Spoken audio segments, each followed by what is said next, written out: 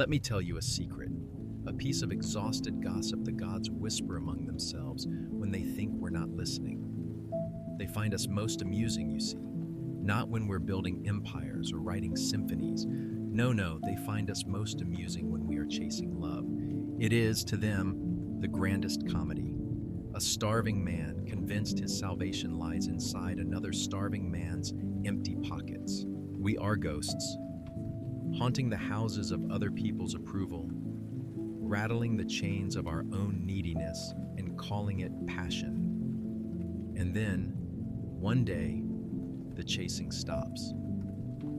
It doesn't stop with a bang. There's no grand epiphany, no cinematic montage of self-improvement. It often stops with a whimper, a quiet, undramatic exhaustion. The phone feels heavier than a tombstone. The thought of crafting another witty text, of arranging another performance of the interesting, charming man feel grotesque. It feels like putting on a clown's costume to beg for a crust of bread you're not even hungry for anymore. You're simply too busy. Too busy wrestling with the beast in your own mind. Too busy building something, a business, a body, a fortress of solitude. Too busy, in short, with the bloody, all-consuming work of becoming yourself. And this is where the first paradox burrows its way into your marrow. The silence that follows is not peaceful, it's terrifying. It's the sound of a phone that no longer rings with maybes. It's the gaping void of a Saturday night with no frantic plans to fill it. It's the sudden, horrifying realization that the noise of the chase was drowning out a much deeper, more primal sound, the sound of your own unmet hunger. For years, you thought the hunger was for her, for a specific smile, a certain scent, the validation in her gaze. You were a connoisseur of crumbs. But in this new silence, this deafening stillness, the truth begins to surface, oily and dark. The hunger was never for the prey, it was for the hunt. The chase was a beautiful, noble distraction from the abyss of your own potential. It was a purpose, however hollow, that saved you from having to find a real one. Schopenhauer would have smirked into his whiskers, muttering about the insatiable will to life, this blind, striving force that latches onto anything to perpetuate its own frantic motion. He believed that when the will has no object, it turns inward and devours itself in boredom and pain. But old Arthur, bless his pessimistic heart, missed a crucial third path. What if the will, denied its usual romantic prey, doesn't devour itself? What if it just gets very, very still? What if it begins to listen? This is the invisible power shift. It begins not in power, but in powerlessness, in the complete surrender to your own emptiness. You stop feeding the ghost of desire, and you start feeding yourself. You read the book you always meant to. You learn the language. You face the terror of a blank canvas or an empty spreadsheet. Each word written, each weight lifted, each quiet hour spent in focused creation is a piece of meat thrown to the wolf inside. You're not trying to become more attractive. My God, what a pathetic ambition that seems now. You are trying to become more real. You are trying to build a soul that is dense enough to have its own gravity.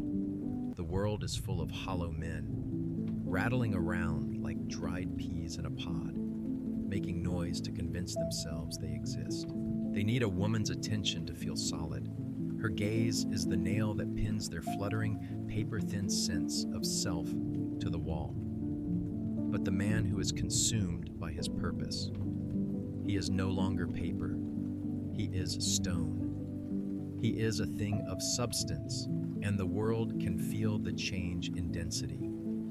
A few years ago, a fascinating little study, never published, of course, too poetic for the journals, leaked out of a German institute. They studied the limbic resonance between long-term partners versus the lack of it in men who had spent years in profound, chosen solitude. They found the lovers' brains lit up in perfect, mirrored synchrony, a beautiful, shared dance. The solitaries, however, showed a different pattern. They didn't mirror anything. Their neural activity was a coherent, self-contained fire. They weren't resonating with an external source, they were resonating with themselves. They had become their own tuning fork. And here's the first taste of grotesque freedom. The world, and the women in it, can feel that. They feel it like a drop in barometric pressure before a storm. Your absence of need is a strange, unnerving hum in the air. You are no longer performing for their approval, and in the absence of your song and dance, they are forced to confront the silence. A silence that is, funnily enough, shaped exactly like you. So I ask you, sitting there in the quiet glow of your screen, feeling the phantom itch of your own phone in your pocket, I dare you. What terrible, beautiful thing have you been building in the cathedral of your own absence?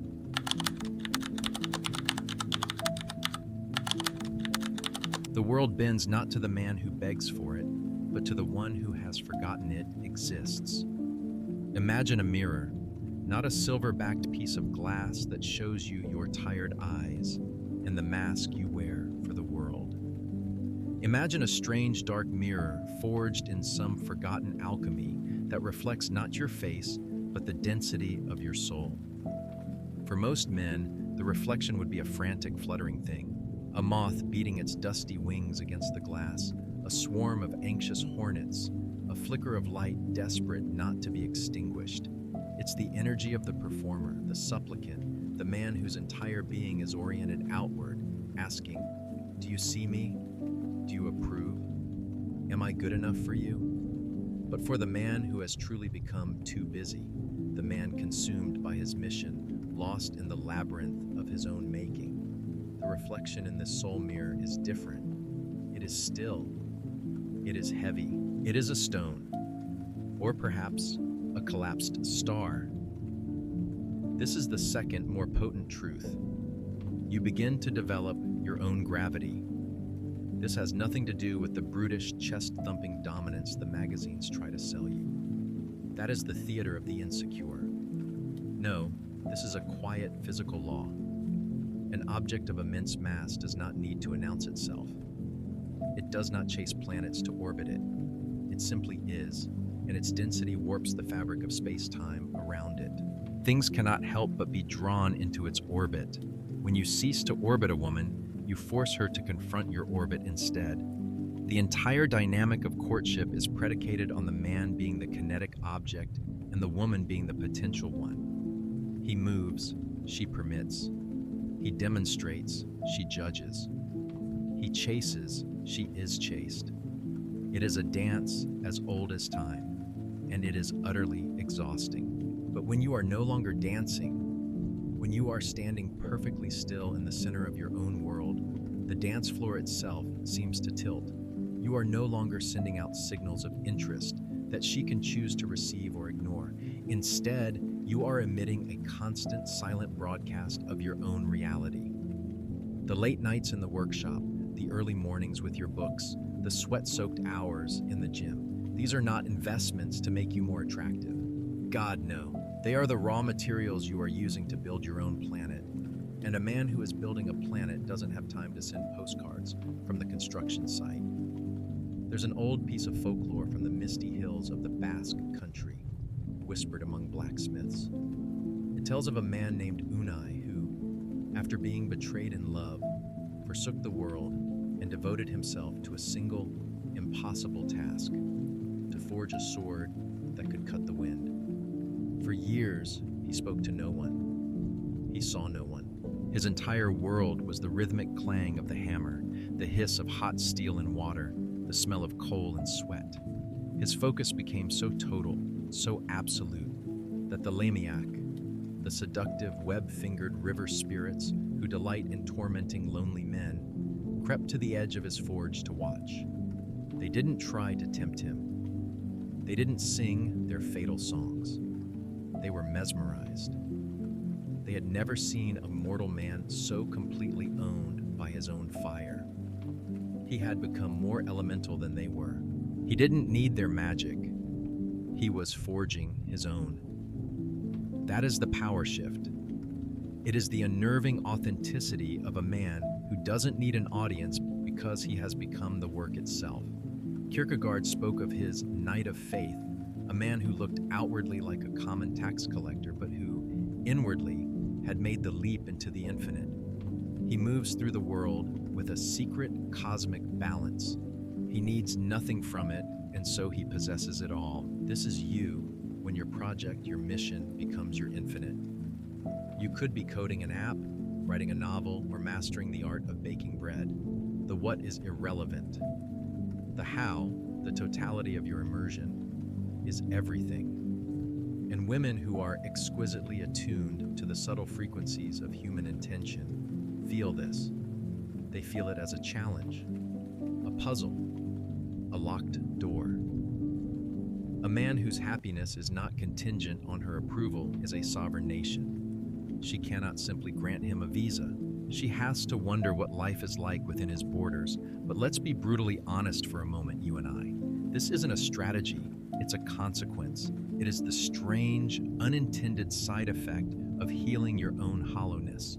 You've been performing for them your whole life, haven't you? A little dance, a little song, a clever joke rehearsed in the mirror. You've been a trained monkey with a tin cup. What happens when the only audience left is the man in that dark, soul-reflecting mirror? Do you even know the steps to a dance for one? Solitude, once a prison, becomes a kingdom whose landscapes are made of your own terrifying freedom. The door you begged her not to close is now the one you lock from inside. The silence you once feared the most is where the truest gods now hide. There is a profound difference between loneliness and solitude, and the path from one to the other is the most treacherous journey a man can take. Loneliness is a gaping wound. It is the howling emptiness of a house after the party is over. It is a hunger for distraction, for noise, for the validation of another human voice to confirm that you exist. It is a state of lack. Solitude. Solitude is a state of presence. But it doesn't begin that way. Oh no, at first, the silence is a torture chamber. The four walls of your room become a courtroom, and you are both the defendant and the prosecutor. Every mistake you've ever made, every cringe-worthy plea for affection, every clumsy attempt at connection parades before you like a procession of grotesque carnival floats. The ghosts of past rejections sit down for dinner with you. The phantom scent of a lover's perfume clings to your pillow. This is the stage Nietzsche warned of. If you gaze long enough into an abyss, the abyss will gaze back into you. Most men cannot bear this gaze. They flee. They numb it with drink, with meaningless work, with the blue light opiates of their phones, with the frantic pursuit of the next woman who can temporarily fill the void. They will do anything to avoid sitting still and letting the abyss speak. But if you stay, if you have the sheer, bloody-minded courage to simply sit there in the dark and let it gaze, something remarkable happens. The abyss, you discover, is not a monster. The abyss is a mirror, and the face it shows you after all the masks have been burned away is your own. Raw, terrified, imperfect, and yet undeniably there. This is the alchemical moment. The lead of your loneliness begins its slow, painful transformation into the gold of solitude. You realize the silence isn't empty, it's a canvas. The void isn't a lack, it's a possibility. Think of it like deep-sea exploration. To get to the bottom, you must endure pressures that would crush a lesser vessel. The darkness is absolute. It is a world without a sun. But it is not a world without life. Down there, in the crushing black, life learned to create its own light. Bioluminescent, alien, utterly self-sufficient. It shines not for an audience, but for the simple, glorious fact of its own existence. This is what you become. You begin to generate your own light. The validation you once craved from the outside world starts to well up from within. A 2025 psychological forecast, more philosophy than science really, spoke of a rising phenomenon they termed sovereign neural pathways. It observed that individuals engaged in long-term deep focus, monks, artists, thinkers, don't just quiet the social parts of their brain. They build new structures. They forge connections based not on external mirroring, but on what the researchers poetically called self-referential coherence. A state of profound inner stability, a mind that has become its own anchor in the storm of the world. This is the fragile hope, the glint of terrible light in the darkness. The freedom is intoxicating. You can read until dawn. You can work for 18 hours straight on a project that sets your soul on fire.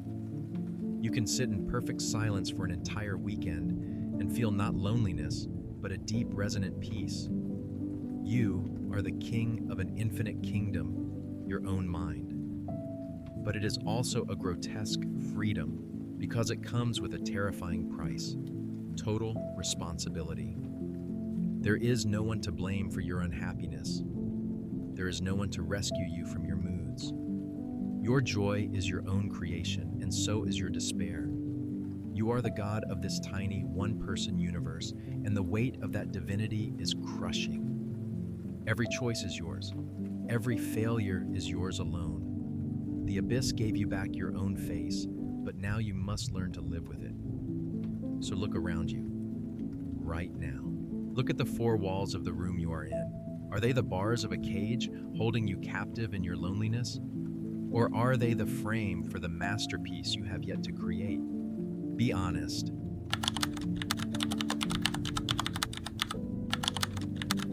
You become the one thing she cannot have, not because you are cruel, but because you are no longer there to be had. You want to know the cruelest magic trick in the world?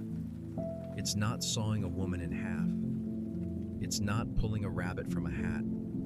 It's becoming so whole yourself that you no longer fit into the half-size spaces she saves for you. For years, you were a known quantity, a predictable ache. You were the late-night text, the reliable ego boost, the orbiting satellite in her social galaxy. Your desire for her was a constant, a fixed point in her universe she could navigate by. It was comforting. Even when she didn't want it, the fact that it was there was a source of quiet, unacknowledged power for her. You were a song she knew all the words to, a song she could choose to listen to or turn off at her leisure. Then you got too busy. You fell into the abyss and befriended it. You started building your own world, and in doing so, you vanished. Not from the earth, but from the frequency she was tuned to. And this is where the haunting begins. You become a ghost. But you are not the ghost that rattles chains and moans in the attic. You are the far more terrifying ghost of absence. The silence in her inbox is no longer a void. It is a statement. The fact that you are not at the party is a more powerful presence than the 10 men who are. You haunt her, not with your presence, but with the sudden gaping hole where your neediness used to be. She reaches for that familiar, comforting validation, and her hand passes right through empty air. It is deeply, profoundly unsettling. This isn't a game of playing hard to get. That is the most pathetic game of all. A manipulation born of weakness, pretending to be scarce while desperately hoping to be caught. This is not pretense. This is the authentic, unshakable state of being already gotten by yourself. Your time, your energy, your focus, they are already claimed. They belong to your purpose. You are not withholding them from her as a tactic. You simply no longer have them to give. There's a strange modern fable I heard once about a lonely software engineer who dedicated his life to creating the perfect AI companion. He programmed her to be endlessly supportive, to laugh at all his jokes, to anticipate his every need. She was flawless, a perfect mirror of his desires. And for a week, he was in heaven. Then, a month later, he was bored to the point of madness. He found himself utterly, obsessively fascinated by a glitch in a different program. A chaotic, unpredictable piece of malware that was wreaking havoc on his system. It didn't need him, it defied him, it had its own agenda.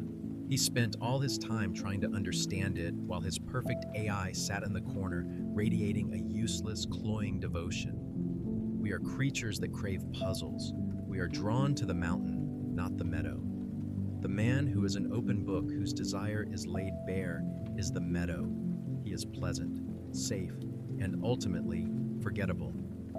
The man who has become a self-contained world is the mountain. He is a challenge not by intention, but by his very existence. His peak is shrouded in clouds, and the path to it is not clear. The question for her is no longer, do I permit this man to want me? But rather, can I possibly be worthy of the attention of a man who wants for nothing? The entire polarity has reversed. You have become the ghost in her garden of desire, the one beautiful exotic flower she cannot pick, not because it is guarded by thorns, but because it has taken root on a planet she cannot reach.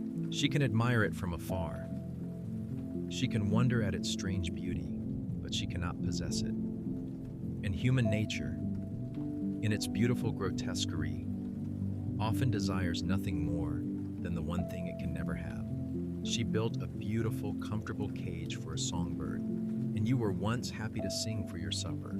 Now that you've grown eagle wings, she's wondering why you keep bumping your head on the ceiling. So here is my riddle for you. What is larger than a promise she could never keep, but lighter than a memory you no longer carry?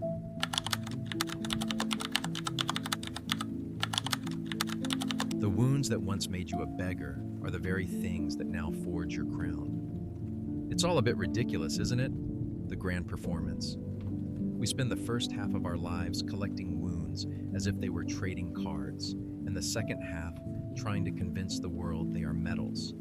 We hide our cracks, plaster over our insecurities, and present a smooth, polished, uninteresting facade to a world that is just as cracked as we are.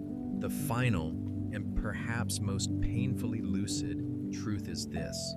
The man who stops chasing doesn't do so because he has become a flawless marble statue. He doesn't achieve some state of sterile, stoic perfection. Quite the opposite. He simply stops being ashamed of his own damage. He learns the beautiful, grotesque art of the scar. Think of kintsugi, the Japanese art of repairing broken pottery. When a precious bowl shatters, they don't glue it back together to hide the breaks. They mend it with lacquer mixed with powdered gold, silver, or platinum. The cracks are not disguised, they are illuminated. The breakage and repair become part of the object's history, a testament to its resilience. The bowl is more beautiful and more valuable for having been broken. This is the man who has found his purpose in solitude. His past is a shattered bowl. The rejections, the pathetic pleas, the nights spent staring at a silent phone, the desperate chase after a love that was never meant for him. These are his cracks. For years, he was ashamed of them. He tried to hide them to pretend he was whole, to be the nice guy with no jagged edges. He was a liar, and his soul knew it. But in the quiet forge of his solitude, he stops hiding the cracks and starts filling them with gold. The gold is his purpose, his mission, his art. The pain of a past heartbreak is no longer a source of shame. It is the fuel that powers his creative fire. The sting of loneliness is no longer a weakness. It is the very thing that taught him the value of his own company. The memory of his own neediness is not something to be erased. It is a stark reminder of the freedom he now possesses. He doesn't become attractive despite his wounds. He becomes compelling because of them. The scars tell a story. They say, here is a man who has been to hell, They say, "Here is a man who has felt the crushing weight of his own inadequacy." They say, "Here is a man who has begged and been denied and has not only survived the verdict, but has built a kingdom upon the ruins of his own begging." This is the archetype of the wounded healer, a concept Carl Jung understood so well. It is the man whose own suffering becomes the source of his greatest strength. He is no longer the nice guy, a bland, sterile creature who has avoided pain and thus learned nothing, nor is he the bad boy who inflicts his unhealed wounds upon others. He is something else entirely. He is the man who has integrated his own shadow. He has looked his desperation and foolishness in the eye, and instead of killing it, he has put it to work. The ultimate liberation, you see, is not from women. It is from the need for a woman's approval to validate your own fractured existence. When you no longer need her to look at your shattered pieces and tell you they are beautiful, you can finally begin the work of mending them yourself. And the light that shines from those golden repairs is a strange, mesmerizing beacon in a world of men desperately trying to hide their cracks. It is the quiet, undeniable authority of a man who is no longer at war with his own history. So, for the last time, I ask you, look at your own cracks. The hairline fractures from all your pathetic, beautiful, desperate attempts at love. The deep gouges from your most private failures. Don't turn away. Look at them. Are you going to keep plastering over them, hoping no one will see? Or will you finally pick up the gold?